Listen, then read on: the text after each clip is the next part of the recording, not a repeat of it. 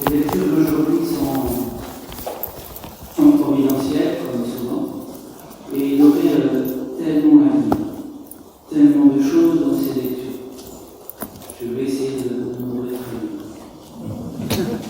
Mais dans la première lecture, on va garder le fait que Dieu va nous faire quitter l'Égypte. Et les temps où nous arrivons, va se renouveler cet exploit extraordinaire de l'Exode, ce que montre en filigrane l'Apocalypse. Dieu va venir de nouveau nous visiter globalement et nous libérer de l'Égypte.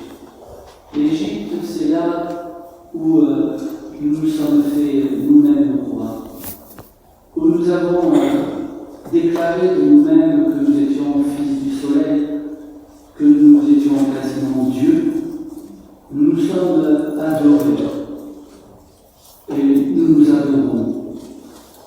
Dieu va venir nous libérer de l'esclavage de notre propre volonté. Cet exode qui est repris en filigrane dans l'Apocalypse montre bien que tous les éléments de cette première lecture, ce serait fascinant de les décrypter pour les temps d'aujourd'hui. Car si l'agneau nous a libérés quand Jésus est venu vivre la croix, dans les temps où nous venons, il prendra de nouveau des petits amis, ce qu'on appelle, pas trop loin d'ici, des petites âmes. Et il fera cette merveille, car Marie l'a dit à mes voisins, je choisis les plus petits pour ma gloire. Et elle va dire à Marcel Val, je ferai passer mes enfants devant et ils écraseront la tête du serpent. Il faut certes d'abord l'écraser quand la chose la plus difficile, c'est de consentir à partir, à sortir de nous-mêmes pour vivre, pour anticiper le royaume. Les apôtres l'ont fait d'une façon un peu inconsciente. Mais c'est ça aussi la grâce des petits, c'est qu'ils vivent les choses sans s'en rendre compte. Voilà qu'ils marchent avec Jésus et qu'ils ont faim, que voulez-vous, ce sont des bons hommes, et il leur faut remplir le ventre, et alors il y a un champ de blé, il ne pue pas, s'il le froisse, il mange les grains. Il était mûr donc le blé. Rien que ces éléments-là doivent nous faire des échos dans notre esprit avec le semeur, la bonne terre, le ton. Rappelez-vous, Jésus regarde toujours au-delà de ce qu'il vit là. Il est dans l'incarnation, dans le concret de ce qu'il est en train de vivre, et il voit tous les temps. Ce qu'il dit quand la Samaritaine va faire son apostolat à tout le village, Jésus dit à ses apôtres, mais levez les yeux, ne voyez-vous pas la moitié du monde? Mais quel ancien du Seigneur! Les Samaritains, ce sont des frères séparés. Les Juifs te rejettent, les pharisiens complotent contre toi, les gens te rejettent. Certains courent après toi pour avoir des grâces de guérison. Quelle moisson est mûre, Seigneur! Et Jésus voit que la moisson est mûre. C'est étonnant car là aussi, les blés sont prêts. Voilà qu'ils sont remplis de grains, ils sont prêts à être moissonnés. Et les apôtres prennent ces grains et les mangent, et bien sûr les pharisiens qui regardent de loin, comme toujours de loin, en scrutant avec un esprit de justice aiguisé, viennent dire à Jésus que ce n'est pas juste. Ils ne respectent pas le sabbat, car en mangeant, ils font le travail du boulanger. Pécaï. Quelle minutie à décrypter les commandements de Dieu. Quelle minutie, comme dira et révélera Jésus, à charger le dos des gens d'un fardeau que vous-même vous ne levez pas de petit doigt. Nous avons quelquefois tendance à alourdir la croix de nos frères. Nous avons quelquefois tendance à croire que nous portons des croix plus dures qu'eux. Et nous jugeons aussi le Seigneur. Nous nous sommes faits Dieu. Nous scrutons toute notre raison humaine et nous pensons avoir tout compris.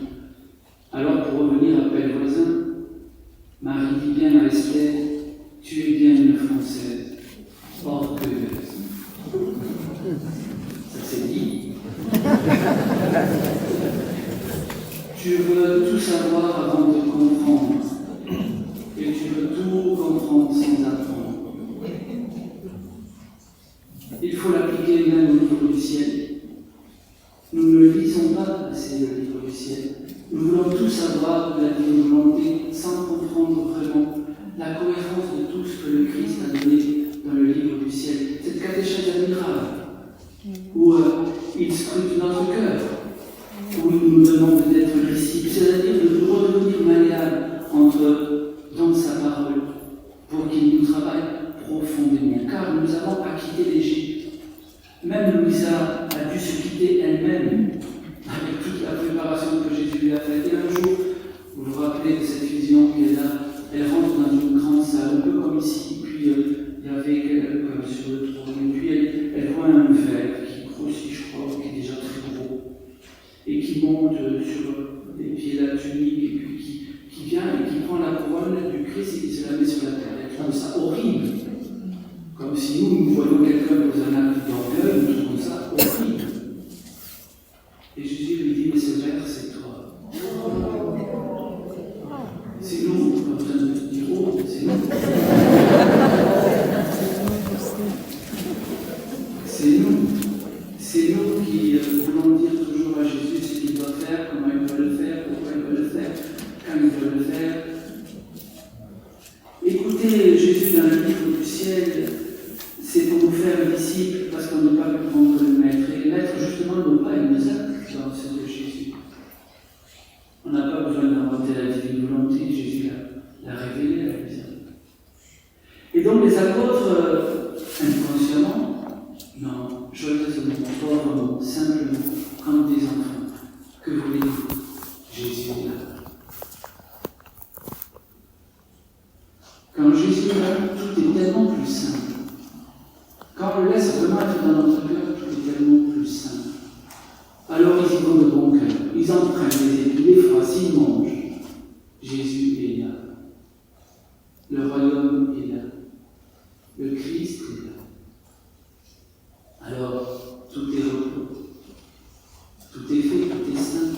Tout est à nous. Comme disait Père Première, qui nous expliquait ces rondes dans la création. Tout est à nous. Tout est pour nous.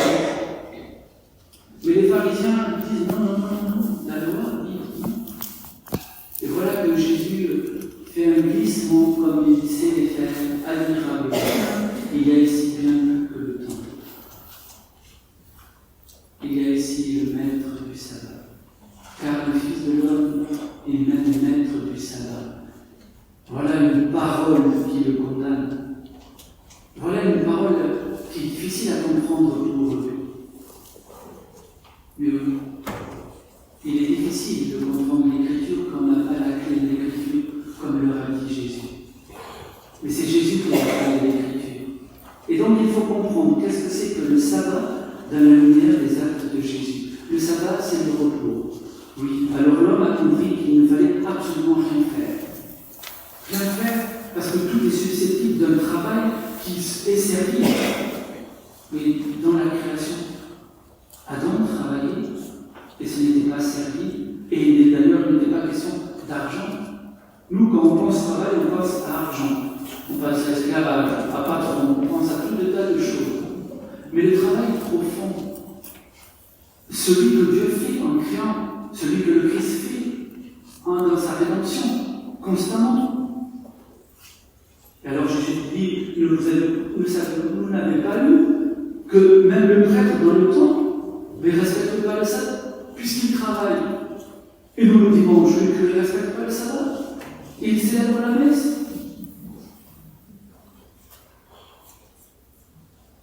Il ne faut rien faire de servir. Il ne faut rien faire de notre volonté. Il ne faut rien faire qui nous a servi. Nous sommes comme Pharaon. Ce Dieu que nous construisons, et on le voit bien de nos jours, ce Dieu que nous construisons, nous en faisant un mélange d'homme et d'animal. De nos jours, on idolâtre l'animalité dans toutes ses dimensions, sexuelles et puis tout. Mais, bon, très bien. Mais c'était que, en fait, dans l'Égypte, cette sagesse, qui est d'ailleurs gouvernée par les serpents, pseudonyme de la sagesse, cette sagesse, en fait, rendait l'homme inférieur à lui-même. Voilà que sont devenues une tête de faucon, de chacal, magnifique. On regarde l'interprétation symbolique de ces animaux, il n'y a rien de très glorieux à cela. Mais personne ne le voyait. C'est étonnant. C'est étonnant. Il faut vraiment la lumière. Et alors, Jésus leur dit, il ne faut rien faire de servir. Les apôtres ne font rien de servir. Ils mangent. Ils sont dans leur... Je n'ai pas besoin de leur parler en parabole. À eux, je leur donne tout. Je leur dis tout. Parce qu'ils ne veulent pas rester à l'extérieur. Ils s'attachent à moi. Tu as les paroles de la vie éternelle, Seigneur. Traduisez Jésus, la plupart du temps, je ne comprends rien à ce que tu dis. Je ne vois pas la dimension ni l'ampleur de tout ce que tu dis. Mais tes paroles vivent en moi. Je sens que mon cœur, comme ressuscite en ta présence. Et c'est ça que Jésus leur dit. Je suis le maître du sabbat, pourquoi Un peu loin d'ici, dans un autre lieu d'apparition, à la Salette, Marie apparaît. Et elle dit cette phrase extraordinaire. Je vous ai donné 6 jours pour travailler. Le 7e est à moi. Le commandement de Dieu, la loi de Dieu, elle l'a fait sienne, comme c'est étonnant. D'ailleurs, dans la divine volonté, nous faisons nôtres les actes de Dieu. Oh Marie, je vous ai donné 6 jours pour travailler. Extraordinaire. Le 7e est à moi. Le 7e jour est à nous. Chers frères et sœurs, le 7e jour appartient aux enfants de la divine volonté. Le 7e jour, c'est le jour du maître du sabbat. Car il a travaillé durant 6000 ans à la rédemption du monde. Et il a tout accompli. Et c'est parce qu'il nous a fait sortir de l'Égypte de notre volonté qu'il a combattu contre notre volonté. Car, oui, c'est facile de rentrer dans la volonté divine, il suffit de le vouloir. Mais pour y demeurer, pour que ce don devienne réellement notre vie, il y a une vraie lutte. Mais il faut tenir, comme Jacob au moment de la lutte. Il faut tenir ce mystère. Il faut que notre désir tienne cette volonté. Et cette endurance, cette constance, comme dit Jésus dans les 10 premiers volumes, fait que la divine volonté vient de nous. Je ne te lâcherai pas si tu ne me dis pas ton nom, sans que tu m'aies béni. C'est merveilleux ce prémisse, car Jacob est l'image de la charité. Et la divine volonté est la plénitude, l'essence même de la charité. Et alors, le Christ leur dit, Marie nous dit, je vous ai donné 6 jours. Et là, l'Église nous a donné 5 Irénée, docteur de l'Église. Le cardinal Barbarin voulait se déclarer comme docteur de l'unité de l'Église. Et Saint Irénée nous donne cette grande théologie de la semaine universelle. Magnifique. Les 6000 ans de l'histoire et le 7e millénaire. Et il faut regarder à travers cela, car l'Apocalypse, c'est aussi cette lecture-là des temps, c'est-à-dire de ces derniers temps, depuis la résurrection de Jésus. L'Apocalypse veut nous le faire comprendre. Il faut lire l'Apocalypse à côté du livre du ciel pour comprendre l'immense grâce, le travail immense qui va s'opérer à la clôture de ces 6 ans. Et Marie dit à Mélanie, j'appelle mes enfants, ceux que je garde dans le creux de mon bras, que je porte contre moi. Mais ceux qui sont venus nous prêcher cette semaine viennent du Mexique. Et au Mexique, il y a Notre-Dame de Guadalupe. Et quand elle parle à Randicole, elle dit, toi, le plus plus pauvre de mes fils. Où vas-tu comme ça? Petite maman, maman chérie, je dois aller à la pharmacie, je dois chercher le cœur pour mon oncle qui est malade. Et elle lui dit, mais ne t'empresse pas comme ça. Ne suis-je pas ta santé? Ne suis-je pas ta joie? Est-ce que je ne te tiens pas dans le creux de mes bras? Es-tu pas contre mon cœur? Que te faut-il? Dis-moi, et je te le donnerai. Et vous savez, quand Marie apparaît à ce moment-là, elle est là pour montrer la femme de l'Apocalypse au début du soleil et les douleurs de l'enfantement. Mais la dernière élément que j'ai appris sur cette apparition, c'est que Marie a apparu en dansant. Elle était en train de danser. Voyez-vous, les douleurs de l'enfantement étaient une exultation de joie, le cœur douloureux, glorieux, immaculé de Marie. Elle est apparue en dansant. Et c'est beau ça. Elle vient inaugurer le royaume de la divine volonté sur la terre. C'est un royaume de joie. Alors, on a eu 6 mois. Nous avons travaillé par notre volonté. Voici maintenant le temps de rentrer dans la volonté divine. C'est-à-dire d'arrêter de faire par nous-mêmes.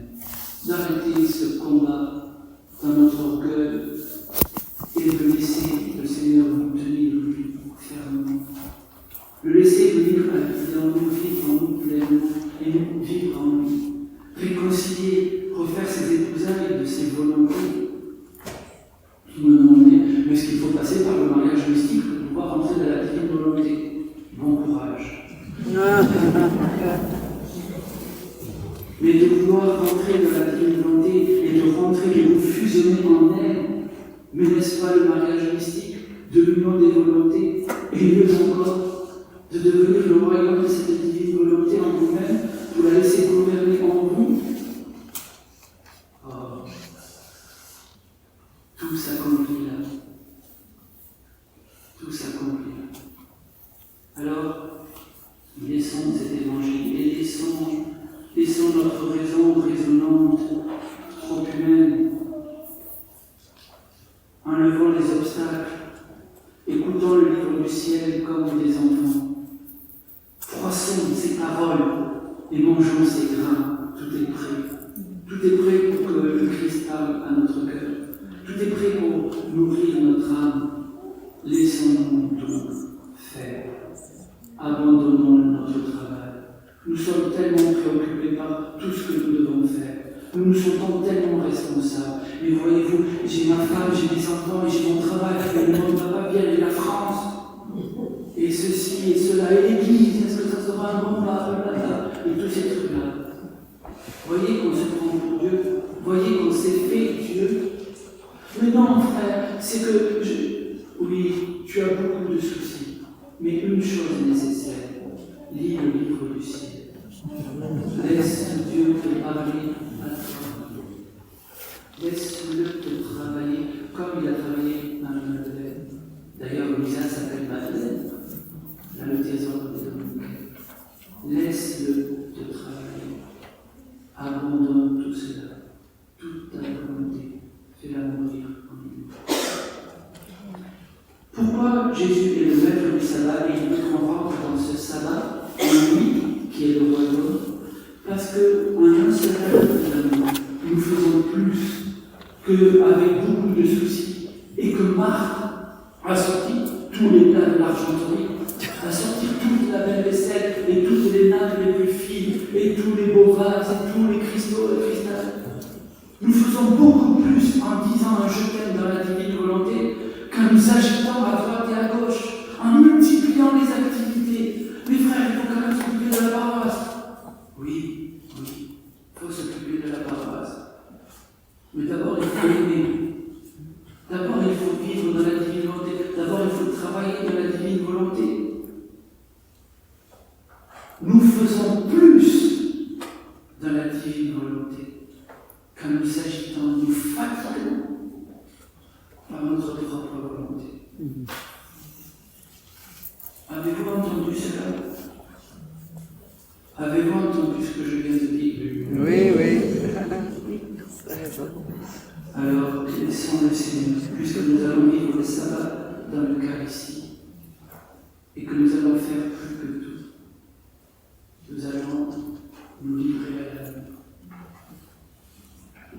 Quand le prêtre prendra l'hostie, puisque dans l'offertoire, vous vous êtes déposé dans ce temps, tout votre travail, votre volonté que vous avez déposé, vous avez enfin baissé les armes, vous avez baissé la garde, vous avez posé cet acte d'abandon en vous déposant dans ce pain qui est l'hostie, où le prêtre réel tout le travail des hommes, à perdre presque, si j'ose dire.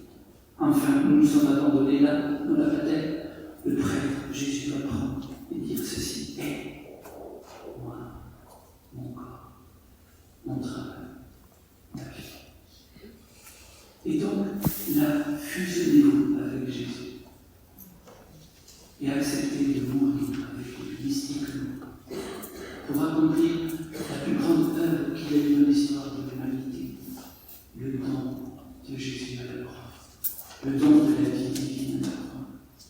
Et quand le prêtre séparera le corps du sang et qu'il consacrera le vin au sang de Jésus, vous mourrez mystiquement avec Jésus, dans un pur amour non senti, non mystico-dégo, non, je ne sais pas pourquoi, dans la pure foi. Mariage mystique, vous voulez? Jésus, quand il se marie mystiquement à Lisa, il va vous dire au creux de l'oreille: par-dessus tout, je veux la foi. Et bien là, sans rien sentir, sans rien comprendre, vous abandonnant, vous fusionnant avec Jésus, quand le prêtre va consacrer le vin, vous mourrez mystiquement avec lui, dans l'acte de la rédemption. Et vous serez donc dans tous les actes de Jésus. Et vous mourrez pour toutes les âmes. Et vous ressusciterez avec Jésus pour toutes les âmes.